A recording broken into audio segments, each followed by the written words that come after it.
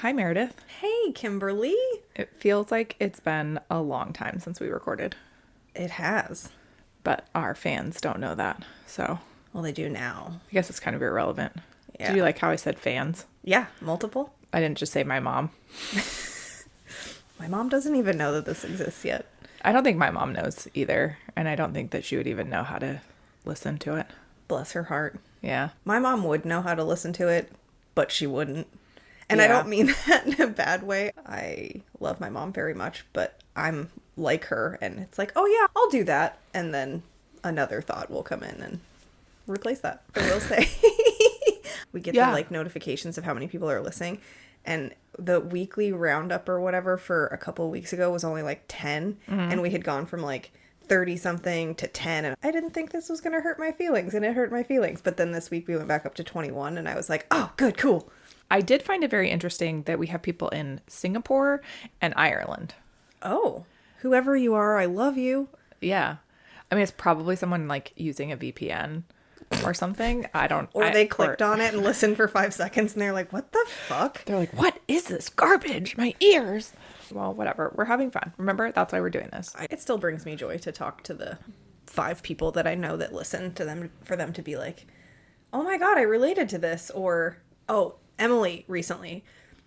Your friend Emily, Yes, sorry. My friend Emily. who I'm obsessed with.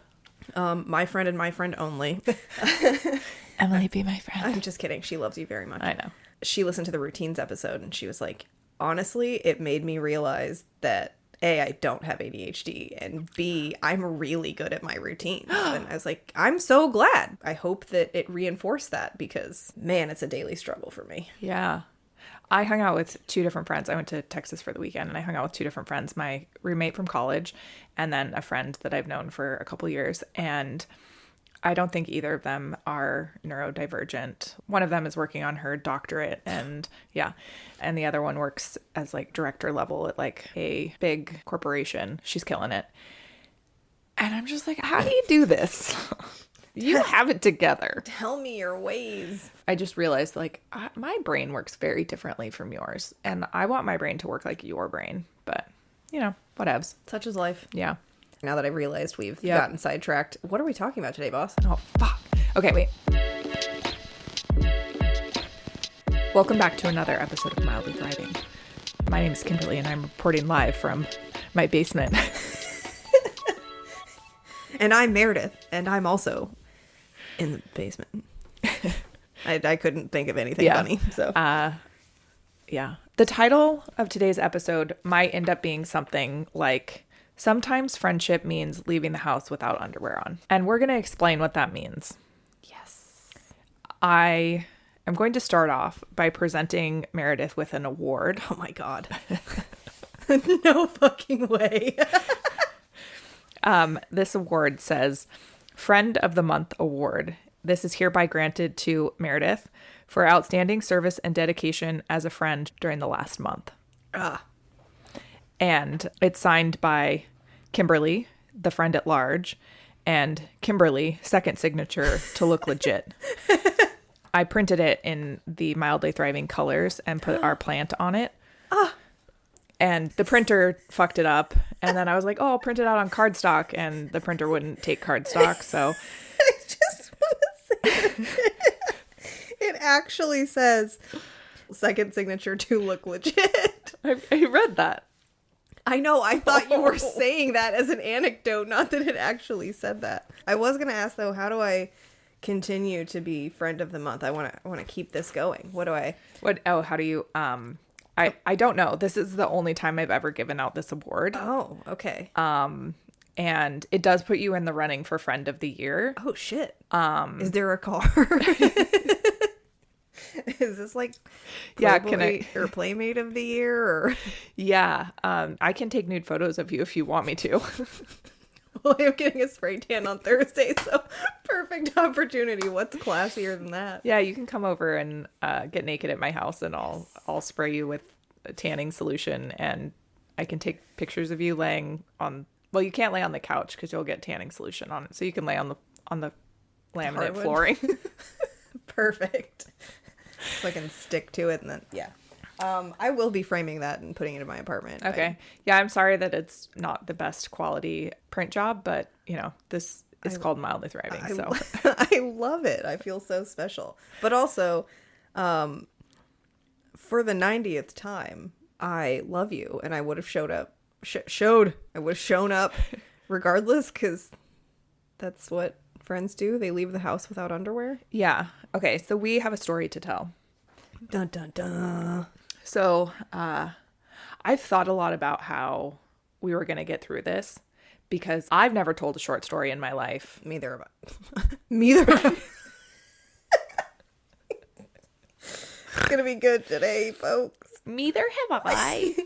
Sorry, continue. This is a story, and this is a story about Meredith being a wonderful friend and showing up in a time of need. So a little backstory. There I was. Barbecue sauce on my titties. Just kidding. That is actually not true. I have a condo that I used to live in, and I rent it out now. It's a furnished rental, and I had a tenant that was in there for 37 nights. She was fine until the last day. I send her a message. I'm like, hey, you need to be out tomorrow by noon. And she's like, oh, can I have till 5? And I'm like, sure, that's not a problem, because you've been there for a long time, and I don't mind giving people a little bit of extra time. Then I start getting these kind of like stranger messages where she's like, oh, I need a little more time. I'm sick. I was in the hospital, just kind of these crazy things. And so I'm kind of like, this is starting to get weird. Like, I really do need you to leave. I don't have any additional flexibility for you to stay around, because I need to get in there and get it cleaned. She starts kind of giving me even more runaround. And so I'm like, all right, hey girl, I'm going to come over. Like, it sounds like you might need some help. I was like, I'm going to come help you. And I'm also going to assess the situation. And she goes, oh, well, I left. And I'm like, oh, okay. I knock on the door. She doesn't answer. I knock again. Doesn't answer. So then I type in codes. None of the codes for the lock are working. So I go back and get my key. She had obviously tampered with the lock, but the key still worked. I walk in, and this place is a shithole. I wore a mask because she said that she had been sick. I brought some gloves, and I was wearing a mask, so the smell didn't hit me. But it hit me. Sorry, continue. Hang on, Meredith. I know. We haven't gotten to your part yet. I know. So there I was, walking into this condo that I used to live in, and seeing bags of garbage. Everything is dirty. There's just crap everywhere. And then there's a person in the bedroom. And I'm like, who are you? She's like faking who she... Anyway, I don't want to get too detailed, because the point of the story is about Meredith. No. It is. This is like a landlord's worst nightmare, is a tenant trying to lock them out. So I asked this woman, I'm like, what do you need? Like, how can I help you? And she's like, oh, like, can you help me pack? And I'm like, I fucking guess. The first thing she asked me to do is to start loading stuff in her car. And I'm like, no, I'm not leaving the unit. And I realize that I need someone to come help me. And so I text Meredith, who I had been talking to earlier that day about podcast stuff. And suddenly at like 8 o'clock at night, I'm texting her. I was like, I need urgent help. I need you to go to Home Depot right now. No. What she said was, are you busy? ? I need urgent help, period. That was the end of the sentence. And I had an unanswered message from her previously. Like, I hadn't answered her. And so I was like, oh shit. I was like, hey, sorry, just saw this. Like, are you okay? What's going on? And no answer. And I was like, I don't know if she's being serious or not. Like, is she fucking with me?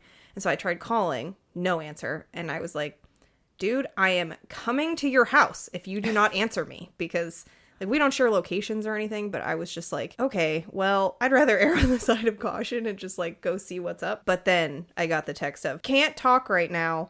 Can you please go to Home Depot and get me a deadbolt? My tenant locked me out. And I was just like, what? So I was home for the night, but just in my PJ shorts, no undies, and a t-shirt, no bra. I put on a big sweatshirt and flip-flops and just ran out the door. And I'm on my way to Home Depot, and then I was like, wait a minute. I like start texting her. I was like, are you safe? Do you need the cops right now? Like, I don't know what's going on. I've gotten zero details. And she was like, no, I'm okay. I think I've befriended her at this point, and I'm just helping her pack up. And so I get to Home Depot and I'm trying to move quickly, and Home Depot's fucking huge. And I was like, okay, I need to find an employee. I need to find where the deadbolts are. But also I'm like naked. But yeah, I did feel like I was in short shorts, no underwear. And funny enough, I saved this meme because I thought it was so funny and so relatable. And then you said you wanted to tell this story and what you wanted to title it. And I was like, oh, I have the perfect description. Okay. So this is me, if anybody wants to know what kind of body type I have. It says, my thick thighs don't save lives, but they do enjoy devouring my shorts into my garage when I walk. So that's almost as ambitious. And I was like, that was me at Home Depot. No underwear, shorts as far up into my ass as they could go.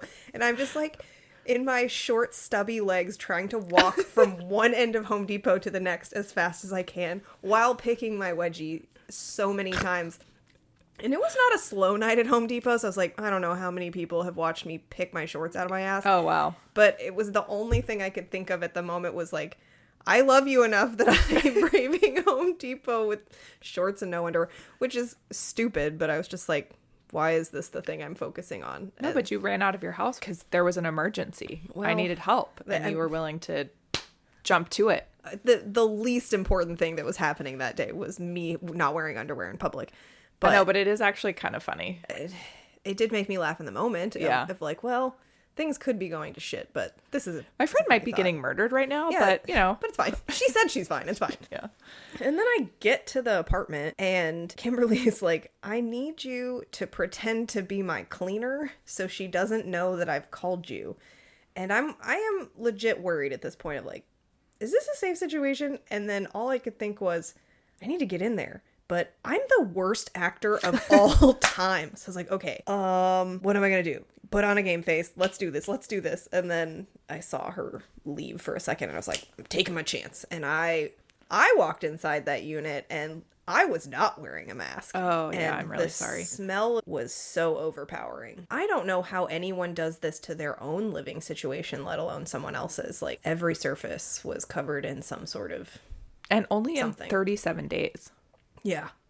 There were 13 black industrial garbage bags. It was full of stuff. Your Honor, it was 15. Oh, I'm sorry. Yeah. Pet waste. A lot of cat vomit. Mm-hmm. I am so grateful I had a mask. Every soft surface seemed to be ruined. I threw out the mattress. I had to throw out the rug. I had to throw out the couch. I have never seen Curtains. anything like it. And Yeah. I mean, did she think she was going to have time to I don't know. She thought recover? that she was going to clean it because she offered me like a little green machine. She offered me a mop. I just need you to leave so that I can cry and like... You got it professionally cleaned and it still smells in there. Yeah. And that includes getting rid of multiple expensive pieces of furniture that there is no person on the planet that could have cleaned that couch. No, that was absolutely ruined. What's funny is when I walked in and I asked her, as I'm standing in all of this filth and her garbage and shit, not actual shit, but like her stuff, I'm like, who are you? And she's like, I'm so-and-so. And I'm like, you're not supposed to be here. And she's like, I'm sorry. Are you upset about something? And I'm just like, you've absolutely trashed this place. I don't know how you held it together. I mean, I think you did a good job because I think maybe this could have been a potentially dangerous situation. Yes. I don't know if I would have held it together quite as well. I was really trying. I did notice, and I said this to Kimberly at the time, but going into the unit, I was just doing like an assessment of everything. And the living room, which is the first thing you walk into, was just beyond belief. Like, I don't even know how to explain it. But like then the couch was turned 180 degrees and like taken apart. yeah, and covered in stains. And I was just like, how does... Anyways, and then I get into the bedroom. Things are off the wall. Like There's Q-tips everywhere. there's chicken nuggets on the floor. But then I get into the bathroom. And it's like clean. Arguably the cleanest room in the entire remember place. when you said that. This should arguably be the grossest room. Yeah. She didn't do anything in the bathroom. It was everywhere else. Yeah, I do not know. And if somebody was legitimately ill and had to be in the hospital, like I think this would have gone a different way. But this was clearly a fraudulent situation. Yes, this was somebody misrepresenting themselves. At one point, while I was helping her pack up all this garbage stuff, she was like, oh, I thought this was going to be like some corporate thing. She's like, I didn't realize that like you were the person that like owned it. And I was like... So she thought she was going to be able to take advantage of you easier. This was a fraudulent situation because Yeah. You would have responded differently if this person was like, I'm so sorry, I'm in the hospital, I'm not there. Like, is there something that we can work out? Because that would have been a different situation than what the thing she was saying. Right. And when you start getting messages from them that are like becoming a little more spastic and like you can just kind of sense that things are getting weird. I read the conversation. It was off. Like, she was clearly trying to get you to not come by. Oh, yes. 100%. And she was pretending to be someone else. And it just... Yeah, it was a mess. This is like a landlord's worst nightmare. It was awful. But what did happen is Meredith showed up for me. And what's funny is I texted 2 friends that live close by. And I was like, I need urgent help. And Meredith responded. And the other one was like, I just ate a gummy. I can't come over. I was like, okay, cool. Like, stay where you're at. This is not worth getting a DUI. That wouldn't have been the best situation anyways. If I hadn't been home, if I was out of town or something, I could have called my cousin and been like, hey, can you go help Kimberly? Of course, like, yeah. We would have figured it out. But Kimberly's over here buying my love. She like texted me the next day. She's like, thank you so much. And then she sends me a Starbucks gift card because it meant a lot to me. Like, you ran out of the house without underwear on and you didn't, I was like, go to Home Depot and buy a deadbolt. And you were like, okay, like, do you have a color preference? And I was like, I don't care. I know. I'm like the worst. I was like, so there's like 40 options for deadbolts. Is there something that you want specifically? She's like, just this. Let's go. I was like, okay. Yeah, no, but that is a valid question. But I think that what I got out of this whole situation is that I'm loved. Of course. And then I have people that will show up for me and that are going to be there in like the worst moments. I know for a fact you would have done the exact same fucking thing for me. I mean, I remember when I was moving into my apartment. I hate asking for help anyways, but I was like, I don't want anybody to help me move. And you were finally like, these are the days I'm available. Yeah.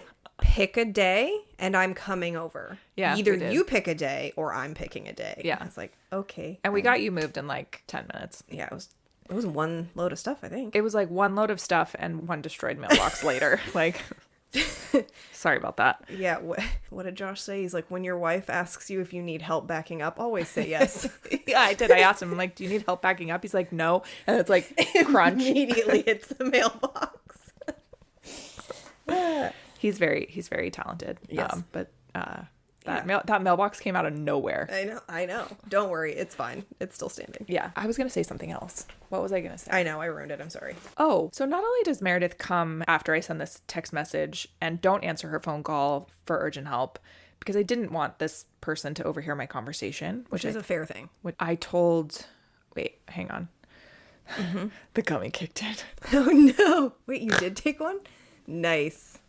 Yeah.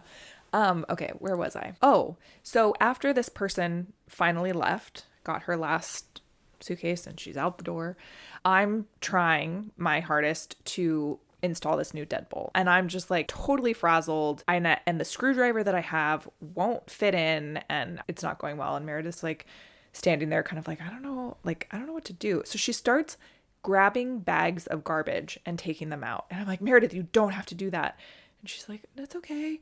And she like grabs like garbage bags to like cover her hands and then grabs the garbage and is like taking it. I'm like, oh my God, stop. So it's true friendship. I mean, I wanted to be helpful, but I also didn't want to touch anything. No.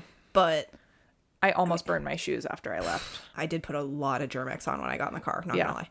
But nobody wants to be in that situation. You would have done the same thing. I'm looking at it from your lens of like, this fucking sucks. And I'm not the one who's going to have to pay to get a condo cleaned after this is over. The least I can do is take out a few bags of garbage. And that was the most exercise I got that day. So it's fine. It counted as a workout because you were like carrying it up a lot of stairs. And then at one point she comes down and she's like going for the last couple bags of garbage. And she's like, these are really heavy. She's like, I don't know if you'll be able to lift them.